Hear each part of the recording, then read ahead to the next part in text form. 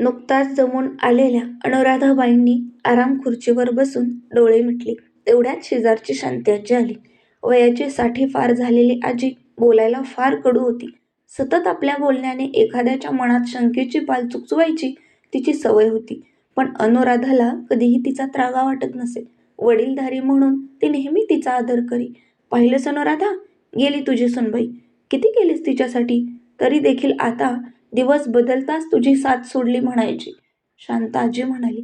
आज अनुराधा फार थकली होती म्हणून खुर्चीवरून उठत ती म्हणाली, काकू जाऊ द्या ना तो विषय, मी दमली आहे, चहा टाकते, बसा तुम्ही. म्हणत अनुराधा आत गेली.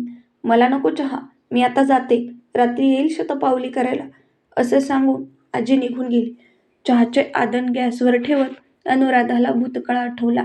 तिचा मुलगा सुयश नावाप्रमाणेच लहानपणापासूनच हुशार होता. ग्रॅज्युएशन करत असतानाच त्याला त्याच्याच कॉलेजमधील ज्युनियर स्टुडंटशी प्रेम झालं. अनुराधाला त्याच्या मित्रांकडून ही गोष्ट कळली, पण साधं आकर्षणही असेल आणि एखाद्या वर्षात सुयश विसरेल असं म्हणून अनुराधाने दुर्लक्ष केलं आणि सतत 3 वर्षे सरले. एक दिवस सुयशने अनुराधाला त्या मुलीविषयी सांगितले. त्या मुलीचे घरातील मंडळी तिचे लग्न लावून देत आहेत आणि ती खूप शार्प माइंड आहे. परत थोडंसं थांबत म्हणाला, आई, आमचे प्रेम आहे एकमेकांवर. अनुराधाने थोडा विचार केला व तिला घरी बोलवायला सांगितलं. संध्याकाळी छान गोबऱ्या घालायची, नाकी डोळे नीट बघता क्षणी प्रेमात, कोणीही तिच्या प्रेमात पडेल अशी सुंदर होती ती मुलगी. आपल्या मुलासोबत तिची जोडी तिला लक्ष्मीनारायणासारखी दिसली. मुलीच्या घरच्यांना अनुराधाने फार समजवले, पण ते मंडळी लव्ह मॅरेजसाठी तयार झाली नाही. शेवटी त्यांनी निर्णय घेतला, जर आमच्या मुलीचे प्रेमविवाह केला तर तिचा आमच्याशी कुठलाही संबंध नाही, ते आमच्यासाठी आहे नाही बरोबर. मुलाच्या प्रेमापोटी अनुराधा त्या मुलीला अंगावरच्या कपड्यांवरच आपल्यासोबत घरी घेऊन आली. 19व्या वर्षात नुकताच पदार्पण केलेल्या या तरुणीला तिचे करिअर सोडून कसे लग्नाच्या बेडीत अडकवायचे आणि लग्न नाही केले तरी एखाद्या मुलीला आपल्या घरात बिनलग्नाची तरी कसे ठेवायचे. अनुराधाने फार विचार केला. सुयश आणि त्या मुलीचे लग्न लावून दिले. लग्नाच्या वर्षभरातच अनुराधाला आजी होण्याचं सुख प्राप्त झालं. ती मुलगी जबाबदारीसाठी तयार नव्हती. दोघांनाही आपल्या करिअरची चिंता होत होती. तेव्हा अनुराधाने त्यांना समज दिली, बाळाची संपूर्ण जबाबदारी मी घेईन, तुम्ही चिंता करू नका. प्रेग्नन्सीमध्ये अनुराधाने सुनबाईचे सर्व कौतुक केले. त्या काळातही तिने तिचे ग्रॅज्युएशन पूर्ण केले. अनुराधाच्या मदतीने बाळाच्या संगोपनासोबत सुनबाईने पोस्ट ग्रॅज्युएशनमध्ये टॉप केला. सर्व वृत्तपत्रांमध्ये सुनबाईची चर्चा होती. आज स्पर्धा परीक्षा पास करून सुनबाईने मोठ्या पदाचा गव्हर्नमेंट जॉब मिळवला म्हणून तिचा कौतुक समारंभ होता. सुनबाईने वक्तृत्व करताना आपल्या यशाचे श्रेय सासूबाईंना व नवऱ्याला दिले. अनुराधा फार खुश होती, पण दुःखाचे कारण असे होते की सुनबाईला पोस्टिंग कुठे मिळेल, ती दूरवर गेली तर नातवाचे काय होईल आणि ज्या सुनेला मुलीप्रमाणे वागवलं ती दूर जाताना आपला विचार करणार की नाही. यशस्वी झालेल्या मुलीला भेटायला तिचे आईबाप, माहेरची मंडळी आली होती. त्यांनी तिला समारंभातून सरळ जेवणाचे आमंत्रण दिले. एवढ्या वर्षाची दुराव्याची पोकळी एका आमंत्रणानेच कुठे भरणार होती. पण सुनबाई नकार देऊ शकली नाही. परस्पर माहेरी निघून गेली. अनुराधाचे मन आज खूप हेलगावत होते. रात्रीची शतपावली करायला शांती आजीने आवाज दिला. अनुराधाचे बाहेर जाण्याचे मन मुळीच नव्हते, पण आजीच्या सहवासाची सवय झाली होती म्हणून ती निघाली. शांती आजी सवयीप्रमाणे सुनबाईचे गाऱ्हाणे वदत होती. अगं अनुराधा, तू तुझ्या आरामाच्या दिवसात सर्व विसरून राब राब राबली. कधी भजन कीर्तनात गेली नाहीस की कधी गावी लग्न कार्यात गेली नाही.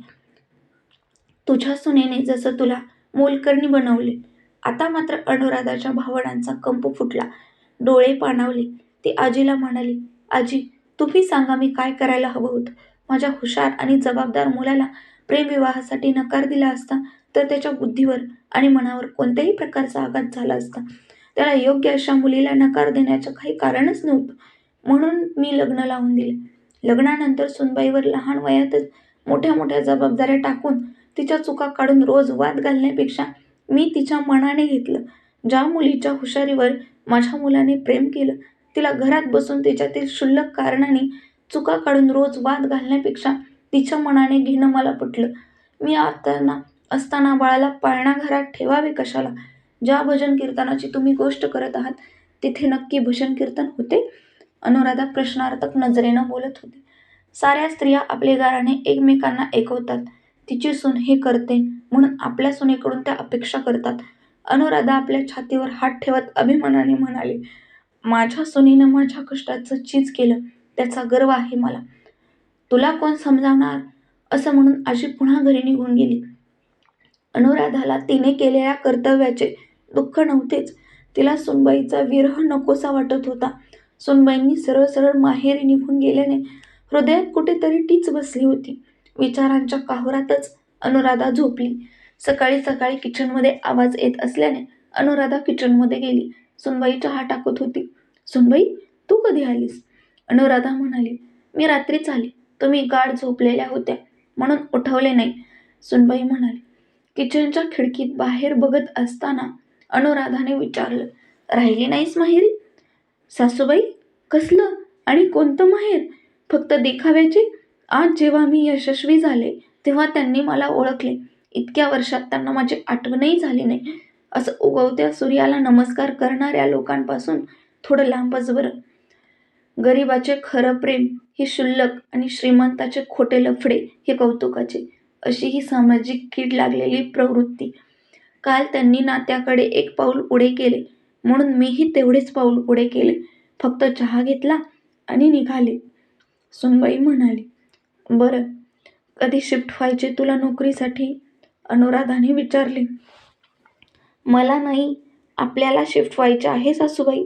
अनुराधाला चहा देत सुनबाई पुढे म्हणाली, तुम्ही सुद्धा माझ्या सोबत येणार आहात. अशी अर्ध्यावर साथ नाही सोडू देणार मी तुम्हाला सासूबाई. हवी तशी सोयरीक मिळाली असते तुम्हाला तुमच्या मुलासाठी. कदाचित तुमचा मुलगाही काही दिवसांनी मला विसरून तुमच्या प्रेमापोटी तयार झाला असता दुसरीकडे लग्नाला. पण सासूबाई, तुम्ही माझ्या प्रेमावर विश्वास दाखवला. कधी तुम्हाला माझ्यामुळे चार चौघात मान नाही मिळाला तरी तुम्ही संतुष्टी राहिले आमच्या प्रेमापोटी. आत्तापर्यंत पळून आलेल्या मुलीची सासू म्हणून जे लोक हिणवत होते त्यांच्यासमोर ऑफिसरची सासू म्हणून मिरवा जरा. सुनबाईंनी ऐट दाखवत अनुराधाच्या हातातील रिकामा कप घेतला आणि म्हणाली, सासूबाई, मी जरा शांती आजींना ही मिठाई देऊन आलेच. काल गडबडीत देण्याची राहूनच गेली होती.